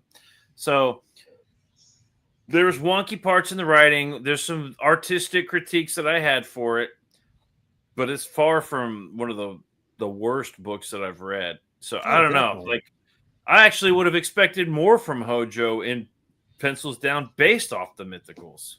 Yeah, especially in 10, 12 pages. I think it was honestly only 10 pages. think the rest of it was just art. Hey, who knows how much he got paid? If they hired him off a Fiverr, hey, good for him for getting paid, dude. But goddamn, that was not worth it. And you know what? Good for what's his name that hired him? Like for hiring people, he's putting teams together and making shit happen. Sure. The problem with that is that now I've seen Smokes the Fox, which I heard Smokes was pretty cool, or Weaponized Werewolf was pretty cool. I haven't read it yet. That was an actual book, and it had a companion book, and that was a solid campaign. Pencils down. So what are our stretch goals? First 100 backers gets a pencil. And I'm like, every backer needs to get a pencil, bro. Every backer. And I said that every time. Every backer. Did you only get 100 backers? Then that case, that's fine. I don't know how many backers you got. I know it was more than 100, but everybody needs a fucking... They're not expensive, man. Just get everybody a fucking pencil. It says pencils down. You don't even have to do that. Nobody cares that it says pencils down on it. Yeah. Did you care? No, I didn't care. I'm just waiting to use it. Would it have mattered if it said pencils down or number 2? Like just go to get a box of Ticonderogas or just your generic. It's a very stiff pencil. It's not bending or anything. I hope that's a solid, because if it's one of those shit pencils that I have to sharpen 50 times a day, and my shitty little X-Acto knife sharpener, the school sharpener, suck dick. And sharpening 50 pencils a day, I'm like, no. You do that with an X-Acto? That's the worst. You need. They're the worst for that. Look how sharp I have. Okay, so I have my awesome little robot pencil sharpener that grabs the pencil and pulls it down. I will not use those shit pencils in that thing. I've already told the kids, you're not using those pencils on my sharpener. This is for show. You can look at this only. Yeah. You can bring me a Murado Black Warrior or some Ticonderogas. I'll throw that, or Ubis. I'll throw them in there all day long. Or a Stedler. I think I have some Stedler pencils floating around. I'm not throwing those Amazon pencils in my sharpener. It will destroy my sharpener. But, bro, for a campaign and you want to hand out pencils, get those Amazon pencils all day and night. Nobody gives a shit because nobody's writing anything with them. And you can give every backer a pencil. That's all I have to say about that. I feel like the campaign was a ripoff. Zombie Boy just told us something awesome. He's finalizing his comic now. Hell yeah, man. That's what I'm talking about. I cannot wait. Yeah, I can't either because Subscribe Hero, I'm looking way forward to this puppy. I love this cover, dude. This is one of the coolest covers out there. It makes you want to pick it up, like the title card, the black ink monster coming out of the body. It reminds me Weird Planet of that classic sci-fi book art. Yeah. When back in the day, you'd go through the I don't know, books, or you go to your parents' room. They have my parents always had weird sci-fi novels all the time, mostly Star Trek and some Star Wars, but occasionally you see like some weird. They always have weird fucking artwork on those old sci-fi and medieval novels, fantasy sci-fi novels. Mm-hmm. This is totally up there with that. I love it. Yeah, Subscribe Hero is going to be really good. Let's see. Do we have pictures up on this thing yet? Not yet. Looks like he's starting to get his tiers ready. Yeah. Oh man. This is a 100+ page book, right? Yeah. All right, dude. Zombie, we're gonna blast the shit out of this because I do not want to see you have to print a 100-page book and only charge $25 for it. I've got so many different group messages that I'm in that I don't even respond in, but I'm going to be just flooding them with this. Yeah, we're gonna have to get this thing. What's your funding goal? Does he have that on there yet? Let me check. Let's see. Funding. I wouldn't make it like $500. No, it doesn't look like it's up there yet. Yeah. Well, remember back in the day, a few years back, somebody had like a $500 funding goal, and it was problematic because he made more than that, but it was only like a couple bucks more, and so that guy ended up having to make the book with like $500 and he only had a few backers, but there's a minimum print run. Keep that in mind when you're making these books. Is your minimum print run what it's going to cost and what you need to make. Yeah. So the normal tier is going to be $25. That looks like it comes with 2 stickers in the book. Oh, I don't want that. I want that fucking Seducer sticker. The signature tier comes with looks like 4 stickers and then his name James on the cover. I'd get that one. That looks pretty good. I think that's the one I'm going to get. Villain tier, you get looks like 2 copies and 2 stickers. Oh, yeah, that one's nice. With the Seducer cover, yeah, I'll get that one. Yeah, that one actually comes with the extra book. 100 tier, you get a T-shirt to go with the 2 books and the 4 stickers. Hey, that's pretty badass. I like the printing on that. And that's as far as we've gotten with the tiers, dude. This is a solid first time out tier level. That's fine with me. Nothing fancy, nothing big. Just check out my book. If you come back the second time around for issue 2, I'll have more on it. I like this. This is very simplified. I like it. Hell yeah. Mm-hmm. I wonder if he needs any filler, any extra shit. I wonder if I should do some fan artwork for some extra. I feel like you should. Have some extra absolutely. I want to see that. I want to draw Seducer. That'd be one I would expect you to do. Yeah, now you got me curious, Peter. Let's see what your interpretation. I want to do some Seducer Kickstarter covers. Yeah, I could draw 20 Seducer covers. Hold on, I'll be right back. I think you got fancier with his video.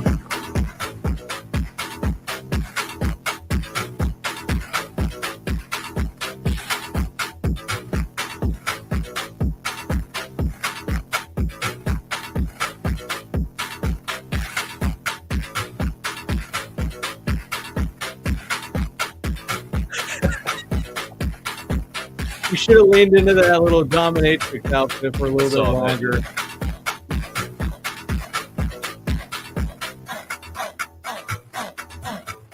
Yeah. That subscribe hero sign now, dude. Yeah, I'm definitely putting that in the comments. I don't care if nobody's here or not. That's worth it. Subscribe hero every day, people. Yep. Every day. Absolutely love it. Zombie Boy, I can't wait for that book to come out. 100 pages of just like crazy batshit insane stuff happening on a distant planet with Snake, Medusa, Sedusa, some other weird ass shit, and a little kid in a little gimp suit. I'm down. Let's see what shit happens.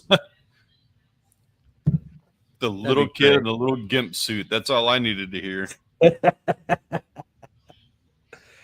It's got some Rick and Morty stuff to it, which is what draws me to it. That's what I like about it. Wow. Playing with your toys again? You had to take a break for a minute. Yeah, I had to play with it for a second. It's not like he's at Stanford and needs like Legos whenever there's an election. Right. I need a cool pose. I had the other one in a really cool pose. I got to have this one in a different pose. Do you have any books that you want to talk about on the next go around when we do this? Because I've still got Daniel Parker's Angel's Awakening, and it's actually a 3-book. There's a lot going on in these books. Guardian Angel, these books. Have we done Groken? We haven't done Groken. No. We might want to do Groken. I'll have to reread it. We'll do Groken and we'll do Outlaw Nights. Hold on. It might be good to wait until he launches the 4th Groken. He's about to launch number 4 pretty soon. We can do it whenever. But well, let's do I haven't gotten any recent books in lately, other than the last one I got was Polar Destroyer. I'm waiting on a couple books to come in. I don't know what else I'm waiting on. I need to look at my campaign backings. Groken's been out for a minute. Kickstarter and Indiegogo. I've been to all 3 and I'm waiting on shit. So we haven't done Groken. Did you get Godlike? Did we ever do Godlike? No. Okay. Because there's some who was it? Was it Al Jewis on the farm was telling me "Oh, you got to go watch my 2-hour review and why Godlike sucked." And I was like, "I don't need to because it doesn't suck. It's fucking awesome." We'll do it. So we're gonna do it now. We got to do a review on Godlike at some point where we can counter his. Yeah, and you need review. to pull up his comments into the. Oh thing. yeah, that means I'm going to have to watch it. So I got to watch his review. No. I can rebuttal show you his- a trick to that. I can show you a trick on how you don't have to watch it. Thank God for Chat GPT. Yep, exactly. Yeah. Nah, like when he does that, like we can check out what he says on his review of it, which is fine. Send me the link. I'll listen to it. But then I'm going to listen to somebody who doesn't just dislike John Malin. That's the problem with it. I could tell by him telling me that. And I think it was Alduous. Was it the Alduous or the other guy on his channel? Maybe Snuggie? It might have been Snuggie. I don't know. But it was one of them, and they were telling me about their 2-hour review and how every reason it sucks. I'm like, that sounds like you just hate John Malin. You just coming up with. See, I'm of the mind where I can still separate the art from the artist, right? Me like too. I don't give a shit. A book's a book. If I like the book, I like the book. If it's good, I want to say it's good. Right. And We got Pitter Patter and still good at what you do. Right. And I actually like the guy from Pitter Patter. Fucking Jeremy's awesome. Yeah, he's cool. We didn't know that. We didn't know anything about him. You know, we looked at the book and we were like, huh? Do we have any updates on Pitter Patter? He's working. And dude, if you go to his Facebook page, it's Jeremy Harvey. He's got posts all the time. The dude's working hard right now. Yeah, he does a lot of shit too. He posts a lot of shit, and he even sent me a happy birthday with one of my pictures, one of my drawings. And I was like, hell yeah, dude, that's funny. Yeah, that's cool. I cannot wait until the book comes out. We can blast those. Our little cameo in there is gonna be fucking cool. Yeah, I actually, when the book comes out, we're going to switch that over to our cover. Yeah, I'm going to make it my profile picture for a while. We're going to be our thumbnails from now on. Yeah. Ben Soto's going to be so jealous. Yeah. Food sticks, bring it on. Yeah, man. Food sticks. Hell yeah. When we do that stream, I'm getting one of those big bags of mozzarella sticks, and I'm just going to be chowing down the whole stream. Oh, man. I did mozzarella sticks and... We need to dress as like characters. Rice Krispie treats and fucking I was just like smashing this shit in my face. I made a huge mess. It was a lot of fun doing that. Dude, we need to, like, when we do that, we need to dress as our characters and then have our daughters lay down like in their little poses of like pile bodies in the back. For what, the whole live stream? The whole live stream. Oh man. Well, fuck, half the people in that pile are me. Because I took like 30 pictures of me like laying on the couch and all the weird poses. If you look at it, half that pile is me. Yeah, we saw those pictures. That's pretty funny. You saw my ass in there somewhere. I know my ass is in that one. That was fun. We need more of those. We need to find more. And Zombie Boy is one of them. I can't wait till he launches his book. Yeah, that's. I can't wait till Pitter Patter 3. To do. Mm-hmm. You think we'd ever be able to get Kenneth Rocafort on our channels? Dude, right now I'm trying to work on getting V. Ken Marion, the guy that did the Soul Striker. Yeah, I tried reaching out to him, and I'm trying to get, but he's booked with conventions and having to do the pages for Nightwing.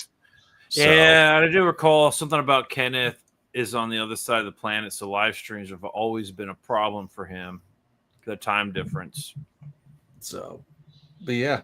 But even in our circuit, dude, like I need to reach out to more people more often. Like that's one thing I don't do is reach out to people. I wait for them to come to me because I feel like I'm bugging them to come to a small channel. You know what I mean? It does feel like that. I tried to get Vito on when he was doing Super Killer, and he's like, "Let me get back to you." And then I guess he checked out our channel. He's like, "I don't know if I need 5 subscribers added to my thing." And I was like, "Well, that's okay because I'm working on my subscriber count. Believe you me." And those guys are You're doing a good job. Dead wrong about that. He didn't actually say that. To be fair, Vito did not say I know. that. I understand the mentality, but he was like, waiting. It was like, well, I don't know. If I'm real busy, I'm like, okay, I know you're busy. You're a busy guy. You've got fucking biggest problem in the universe. I don't expect you to come on my channel. Thanks for responding. I'll give you that much. You need to title when you do that. You need to title that stream the smallest live stream in the universe. Pour some salt on that wound. Yeah, rub it in a little. Well, now I don't even know if I want him on. Maybe. Yes, maybe. you need to. You need to. I don't know, man. He was writing the death of Charlie Kirk pretty hard. He was like mocking. He did a lot of like. I don't even. It's like. Post what you want, man, but that doesn't mean I want to now talk to you anymore. It's like I'm not saying you shouldn't be posting shit. I just feel like, okay, people who post shit like that, and it wasn't the most egregious shit, but it's just like, come on, dude, this shit happened yesterday. There are a lot of people that are upset about it, and you're making jokes like, I don't know. It's okay. I get it. That's fine, dude. I just don't feel like talking to you now. I don't feel as bad now. It's been a minute, but still, that's the kind of person you're dealing with.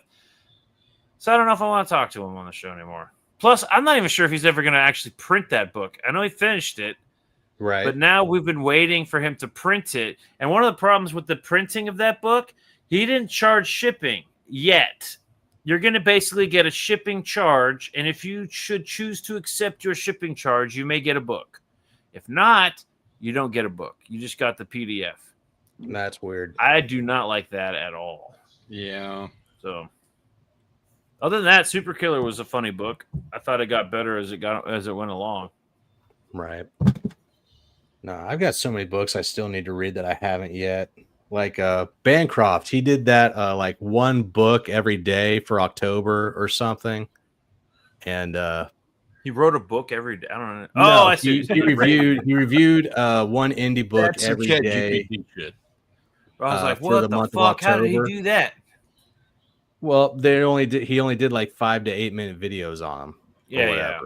And so, but that doesn't give you enough time to like get in depth with them like we do. You know, like we spend time going through your books, saying what we enjoy, saying what needs maybe a little bit of work or whatever.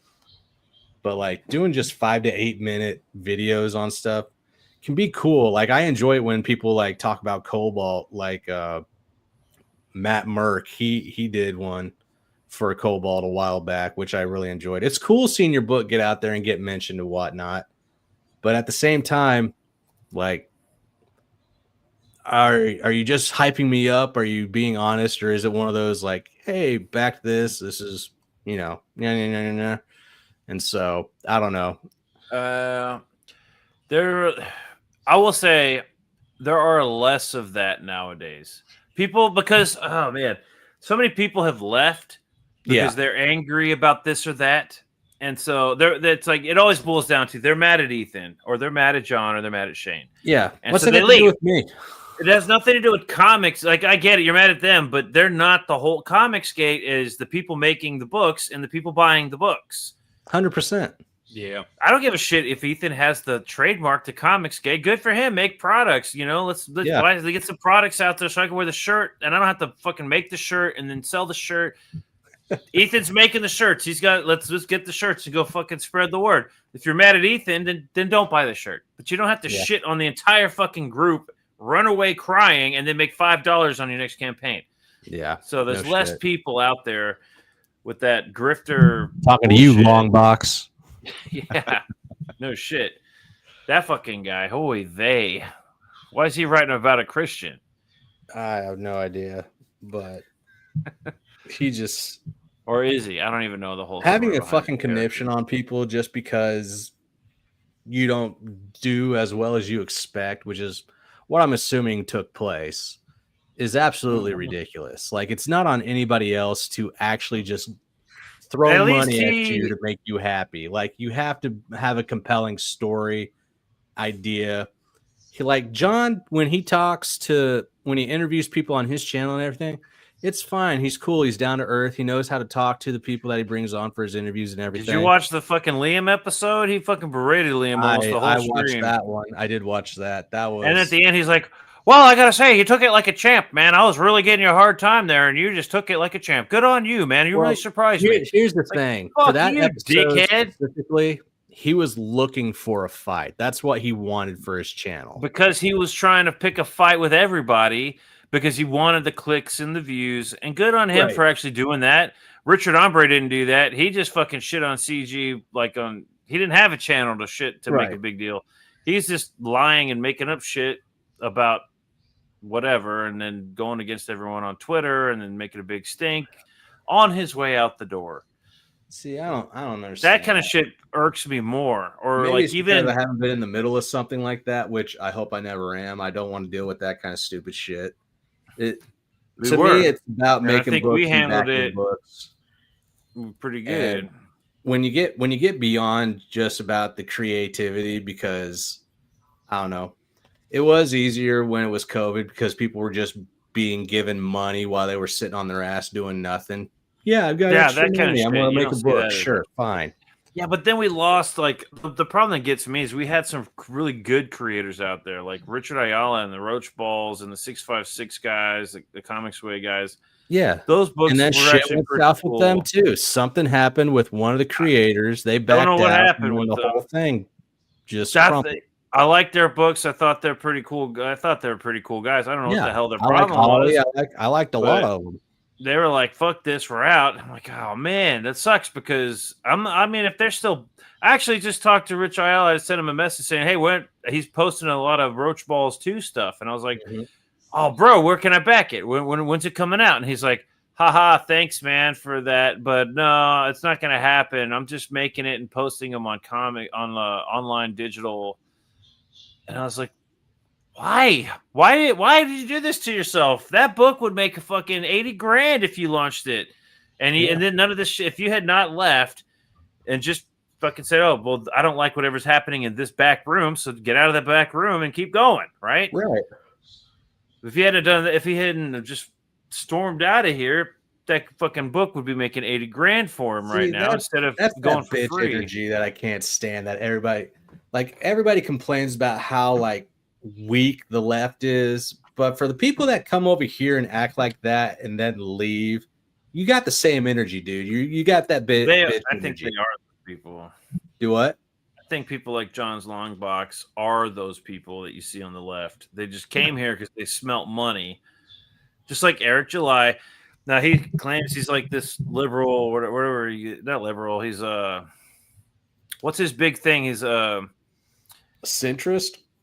Not even the third party libertarian. He's like fucking. He wants to be like the libertarian dictator, essentially, right? He wants to be like king libertarian. But a lot of the shit that he says is really fucking stupid. If you listen to him talk about that stuff, it's fucking stupid. It's because he talks in circles. I think he knows a lot about what he's talking about, but I don't think he is that smart. Like maybe somebody gave him fucking lines to read because somebody gave him a thesaurus for Christmas. Yeah. And whenever he's put on the spot, he starts spazzing out, and then you get a lot of the. So anyway, what are the words he used? Squirrel words that he starts using. You know, it is what it is, and the hibbity jibbity shit. Yeah. Oh well. But well, might cut it a little short tonight. What do you guys think? I mean, I'm not sure what else is going on. Is there anything going on? And we can talk about next week. Any books coming out we're excited for? Coming out? I'm not sure. I have to check my log, my backing log. Let me see what's going on. Hey, y'all have heard of? Okay, what are your thoughts? Not to talk about anything specific because there's a lot of nuance going on here, but there's launching campaigns and closing campaigns on top of each other. So we had a big stink recently because we had a couple of guys launch and close campaigns. Yeah. And then on top of John Malin's, I'm not even going to like skirt names or anything. John Malin was closing a campaign on right before Halloween. We had a couple Graham Nolan and was launching a campaign, and Andy as well. And then we also had Shane Davis, which everybody forgot, was also closing out, I think, his campaign. Or was he launching? No, he's closing out it. I don't even fucking remember. It's all a mixture anymore. He's launching a campaign or he's closing a campaign. And he had to push it back, way back, because it didn't matter. So all these campaigns are lining up on the same weekend, right? And so people are getting pissed because they're not being considerate of each other, essentially, is what it boils down to, right? Right. It's like my book. I don't really care what everyone else is doing. I'm going to do my own thing, which has kind of been the fucking mood lately. Everybody's just kind of doing their own thing. We used to have a lot. They're like, we need a calendar. I thought we already had one. Wasn't there cgnow.net or whatever? Well, didn't we have comicsgay.org? What happened to these websites that had the calendar on it? Nobody used it. Okay, so we need a new calendar then, right? On a bigger web page that no one's going to maintain, and then it's going to be... Or people could talk to each other about, hey, guys, I'm doing this. And then people saying, hey, y'all did that to me last year. You mind not doing that to me this year? You know, instead of like throwing fits about it. You would think with how close they are to each other and how much they get on each other's channels, they'd be able to kind of like, you know, dictate what takes place, when and where and what time. But like, I remember John Malin like calling them out for like not showing up to a launch or a closing and really bitching about it. But as soon as they need something, they expect everybody to show up and be part of it. A lot of that with some of those guys. I agree 100% with that. I agree. Too. If you want people to show up for you, you need to show up for other people. Well, here's the problem. Those guys don't even care. Because that's my whole thing is that they don't give a shit. They just want their it's not about and then showing up. It's about like, well, they're not even trying to get him to support them now. They're just going to do it, and that's going to fuck up his thing. Mm-hmm. So that becomes an issue. On the other hand, there are other ways of handling that kind of issue than, you know, throwing a fit about it. Right. Because the way it came off was, oh, they're doing all this stuff to me, and I should like have all this special treatment. And it's like, well, okay. If he had explained the grievance being that this is not the first time this has happened, right? That this is like the second time it's happened or the third time. I don't know. That's different than just, I can't believe he did this to me. Like, I'm going to be upset about it. I didn't hear for like a day or two that this was like the second time they did this to him and that they didn't really give a shit. They like launched a campaign. Like if I didn't know that you were closing your campaign out and I chose that time to launch my campaign, it's just because that there was no communication whatsoever. Mm-hmm. Yeah. And so the communication is a problem. Oh, 100%. That's the whole fucking problem with this whole circuit is communication. Oh, that's true. Well, here's the other thing. How you handle it, right? You talk to each other. You talk to each other. If somebody does something, it's a little bit annoying. What I'm seeing happening a lot across the board, dude, can you imagine? You can't do it. You can't do a hard stop and take a break. You have to have people taking breaks from time to time. Mm-hmm. But if you start to get like irritated to the point where it's like publicly visible, take a break. And I think that's what John Malin's trying to do right now. I think he's just like trying to step away for a minute. Of course, announcing that you're done with the Jack show is like, okay, that's gonna fucking stir the pot a little bit and get people upset. And it already did. People are blaming Anna and whoever else. That was actually that whole thing. Here's the great thing about being not part of that shit is watching it, because it is kind of funny to watch. Because John Malin's fucking hilarious when he does shit like this. He throws this big fit, and on one side you're like, stop being a big baby, throwing a big baby fit. And then you find out, oh, no, this isn't the first time they're doing it. So he's kind of justified in being upset. But on the other hand, then you've got Anna chiming in and Chokeout chiming in. You get all these people chiming in on it and the internet and everybody. And, of course, we have a whole new crowd in CG, the new CG crowd, right? Sure. So none of them even know what the fuck is going on. And if you've been watching this shit for years, it used to be every 6 months something like this would happen. A big crash out. We keep throwing around the term new CG, but have you really seen any new CG? Yeah. They're the biggest problem of the universe crowd that came over. I haven't seen anybody stick around for new CG. Oh, dude, I've been here. Okay, and I don't even think I would consider myself new CG, but I've been around since 2019. I've been here since 2019. So, but we're not. I don't think I wasn't here for the. I'm just so the beginning far of it low all. on the totem pole. Like I'm whatever. just, the fucking Starlight Cats launched. Yeah. Whenever that launched, I remember when that took place. Yeah, I remember when that took place. All right, that's not new CG. That's you being part of old CG, and now we're tagged on with new CG. Starlight Cats, I think, was the first campaign I remember, because I didn't used to watch live streams. I used to watch just the videos Ethan put out. Yeah. And then I started watching, because he had some really fucking funny videos he used to put out. And the first video I ever saw was that Michael's art supplies for your comic books under $100 video. Yeah. That's how I found everything, was that video. And then I started watching his channel and his reviews, his sketchbook reviews and shit. And I was just like enamored. I was like, holy crap, this is the best thing I've ever fucking seen. Oh, his book reviews were awesome. I watched every single one of those on his old channel. There's so much knowledge in his little fucking reviews over indie creators and stuff, and looking at books. And then he was doing the funny Star Wars shit and the Rose Tico dolls cutting their heads off, which pissed off everybody just kept on sending all the woke people, because so Stanley, that back in that Rose Tico shit happened. I remember this one. Yeah, I remember this one. The Ollies had those they had those toys for $1, and they used to chop their heads off. It's fucking hilarious when he does a toy review, especially a Rose Tico toy.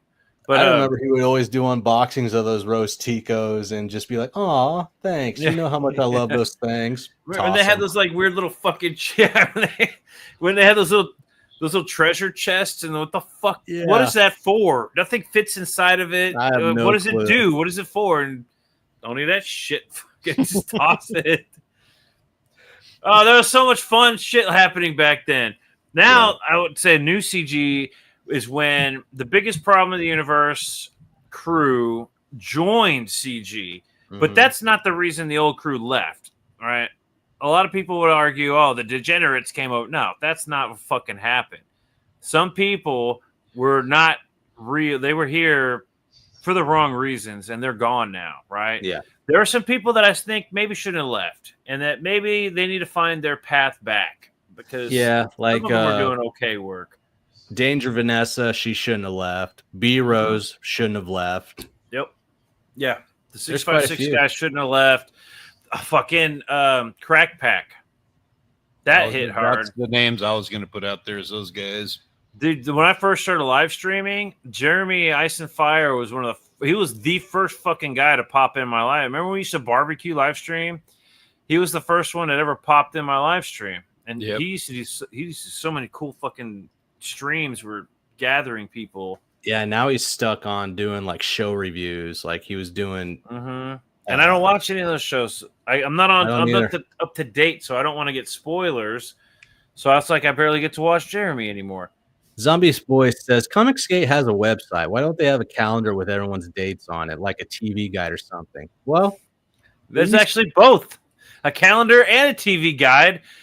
The TV guide stopped getting updated because nobody would respond to Dojo. Because he was putting together the TV guide. But then the calendar was on cgnow.net, I think. Is it cgnow.net? Nothing on it. Yeah, because the person who ran it, I tried to get a hold of that guy, and he won't fucking respond. He's like, nah, I tried to get added to the list of creators, and he won't put me on. He won't even respond. Oh, somebody that I really miss was an Inch High Comic Guy. Do you remember him? No. So he was one of the first ones that I would watch that did book reviews, and he was actually honest with it. Like he would critique art, price, layout, all that stuff. Just the book, the whole experience he would critique. And he was good about being honest. Like if he thought something wasn't slapping, he would let you know, and he would slap you with his critique. And somebody got so butthurt over one of the ones that he did a review on that he just quit and left. And I was like, he's the guy that you need to listen to when it comes to critiques, because he's being honest. Yeah. And it should work in your brain that he's giving you criticisms to help you out with your next book, not that he's just shitting on you. No, Pete Cimenti. Have you ever read his Twitter reviews or whatever? He was like critiquing shit on Twitter, and somebody threw a big fit, and he didn't even say anything bad about it. He was just like, "This is what I would do with it." And I was looking at it going, "Yeah, no, he's totally spot on." It had to do with artwork or something, right? And I was like, "Pete Smeddy's spot on." The person threw a big fit, and then boom, Pete's like, "You know what? I don't feel like doing this anymore." Or if I was, damn it, I don't have my shades, I'd do it like Pete Smeddy, like, I don't really feel like doing this anymore. It's the exact same thing when we reviewed Mythicals, right? When we were giving our criticisms on it, who popped in the chat and just started hammering us with every fucking excuse about why that book was the way it was on each page and everything. Here comes Hojo just defending the shit out of it. It's like, dude, you don't have to defend it. This is just shit that we're noticing. Correct it on your next outing. We're not telling you to stop making books, although there are a couple of you out there that just don't need to make fucking books. But just come on. I've got to go through a big mountain of books, but there's that ocean book, whatever the fuck name of that book is the most it's not the most atrocious. It's one of the most atrocious books I've ever fucking one I read. Gave you? Yes, it's the one you gave me. I never even heard of that fucking book until you sent it to me in that pack, which that pack had a lot of really cool shit in it, by the way. Yeah. That book, I was like, he had to have sent me this as like a fucking joke because I can't believe you backed that book. What were you thinking? I don't know. This is gonna be a diamond in the rough, and then you fucking get it. You're like, this is dog shit. I don't know what possessed me to back that book, dude, but it was ridiculous. The reason it's called The Current Plane, and the only reason I remember the title is because it was so horrible. Yeah. I was like, have we looked at that book over? We should review that. No, we haven't, but we should. It'd be hilarious. But the reason I got it was like I'm also looking for like kids books to give kids because they're going to be the next gen behind us to keep CG going. Yeah, that's a catch-22 with what we're doing, the crowdfunding space. No kid has money to crowdfund. No parents crowdfunding shit for their kid or buying backing for their kids. Well, like that, and nobody's making books that are worth buying. And how do the kids get into it? Like, how do other kids get going to back it for the kid? How is the kid going to find out about it in order to tell the parents, hey, this is the one I want you to back? Yeah, it's about the parents handing kids some shit. And then you're going to have 5 parents that buy this book, which you're going to get 5 backers for a kid's book because only 5 parents are going to be buying it for their kids. But that's the thing. CG is all about word of mouth. So it's going to have to come through conversation to get anybody to first start up in this area. Like when the way I came into CG was I just did an anthology short story for Super Abled Comics with a bunch of buddies of mine that were in the limb different community. That's what they call it. We're amputees, whether it's residual or somehow through an accident. But anyway, we made that. So I really got into the creative juices and I just started going through YouTube. I was watching Jazza. I was watching Jazza's all right. What was that guy's? Not Comic Kelsey, but some other dude that was making his own anime books and stuff. And just started watching, Film Courage and all this stuff with the producers and writers and stuff. And then lo and behold, in the little shuffle, there was some Ethan Van Sciver. There was the whole thing going on with the voice actor of Broly that was going through that shit storm with the accusations and whatnot. Oh yeah, and that led me to Umbrella Guy, which inadvertently led me to CG. And Umbrella Guy. It was by accident, but it's by word of mouth that people are going to learn about this stuff. Yeah. So I didn't know about any of this shit until I found Ethan. See, that's how I got it, and it's because of that art video popped up in my feed when I started looking up how to draw comic books or how to professionally draw comics. Right. And then, so good on YouTube for doing that. But yeah, that's what I'm saying. So indirectly making the videos that I do, I'm hoping that those like hit like teenagers and young 20-year-olds. And then they're like, oh, let me check out what their lives are like. Let's see what they're really about. That's the market you got to go for. Like you can't be going for kids because you're only going to get a few people backing books to hand their kid. The kid doesn't know anything about this shit. And I bought a couple that I thought my kids would like Nora Saga. I love Kelsey Shannon's artwork, so I wanted to look at the artwork. Norse Saga was pretty good. It was a pretty good story, but it wasn't necessarily something that I wanted to read. But I thought, you know what? I can back this and then look at the artwork and then give it to my kids to read, and they'll probably like it. This is like something they would like. Yeah, but the name of that book company, I can't remember what the name of that book company was. It was almost like Alterna with the colors, with like red and white, but it was the one that did the Red Rooster comic. They did Red Rooster. They did Bass Reeves, and I actually enjoyed Bass Reeves. That was a good book. I wish that one had continued, but yeah, there are a couple of books I do kind of miss, like Legends of Log. I don't know why he left Alterna Comics, but no more Legends of Log. They all started thinking that they could make the money on their own, and some of them maybe, others not so much. But that's the thing. Wolf and Betsy, I could see that book. That book was out before Alterna. He just lent them some stories to make some books, and then that's how I got into it. But then he fell off the radar. I haven't seen him at all. What the hell is he doing? Downcast? What happened to those people? Now, I've seen Downcast 4 sign up, I think, or at least I've seen pages being done or whatever, but I haven't seen anything. That's Downcast trade paperback number 4, because I've got like at least 8 issues of that book. Right. So I don't know, but what's his name from Perfect 10? He's still shitting out books left and right. I want to know that guy's secret. And but I haven't seen anything of Project Neosis lately. I don't know what happened to him. He was going left and right with his books, just pumping them out, man. And so, yeah, I think things just kind of dwindled down after a little bit. Like you got to take a break from shit after you launch a book. Sometimes you got to take a break. I know it's hard because you got to keep the machine churning and shit. You got to keep the money coming, but sometimes.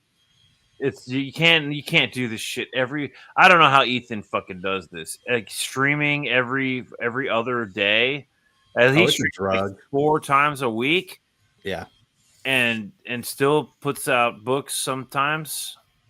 He's smart now. He's getting other people to make some of them. When you have an audience as big as his, it's easy just to like have a conversation with the chat.